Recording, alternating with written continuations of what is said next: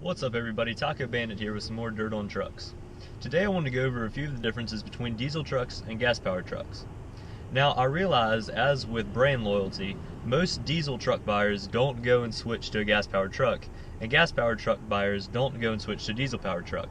And I'm not trying to sway you one way or the other, I'm just trying to provide you with a couple of facts to help make your choice easier if it's your first time buying a truck.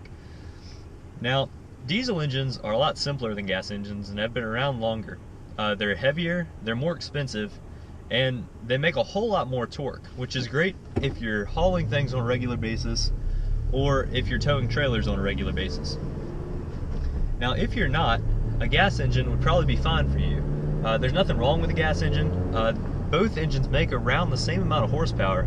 It's just most diesel engines make right around twice the torque of an equivalent gas-powered engine. Now, with the big three, Ram, Chevy, and Ford, to switch up from a gas-powered 2500 for the 2016 model year to a diesel-powered 2500, it's right around $8,000 more. Now, that is a lot, and especially when you're paying close to $40,000 to $50,000 for a truck as it is, that $8,000 bumps it up to a $60,000 truck. Now, with that being a $60,000 truck, and since it'll be classified as a heavy-duty truck at that point, the taxes are different and all like that, and you could kind of push it off for your tax purposes and say it's your work vehicle instead of your personal vehicle. For most people, I would say that a gas-powered truck is more than enough, for your daily life. I've never had a diesel-powered truck. No one in my family really drives diesel-powered trucks because, the most that we're ever really hauling is maybe a dirt bike or some car parts or something like that. We're never towing big trailers or anything like that. And really, that's the main key for why you would want a diesel. Just towing large trailers, hauling huge amounts in the bed, and that sort of thing. And really, that's the only way that I could justify buying a truck that's really close to 10 grand more expensive. That's a huge amount of money. However, I would say if you are going to get a 2500 size truck or a 3500 size truck, you are probably hauling and towing a large amount on a regular basis, and that's why you're going for that size truck. So if you are buying that size truck, I can completely understand why you would get the diesel powered vehicle. If the whole reason you're buying that truck is to tow, you may as well get the truck that's best suited to tow.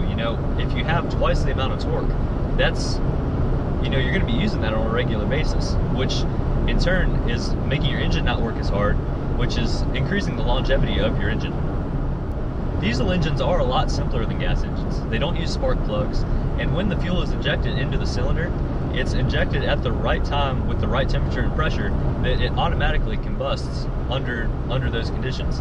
Whereas a gas-powered engine relies on spark plugs and a whole array of electronic components to make sure that your gas gets combust once it enters the cylinder. Now, all diesel engines don't roll coal. That seems to be a popular thing where I live, or at least in the South right now. We're kind of going out of it, but rolling coal is not what your diesel engine naturally does. You have to make all kinds of modifications and change the tune and everything on your vehicle. And essentially what it's doing while rolling coal is running rich. So you're pouring way more fuel into the engine than it can properly combust, and it's really just throwing it all straight out your tailpipe. So not only is that not efficient at all, that's not an economical thing to do, and it's not an environmental thing to do. So other than smoking out the Prius behind you occasionally with the Democrat sticker on the back, I can't really imagine why you'd really want to do that.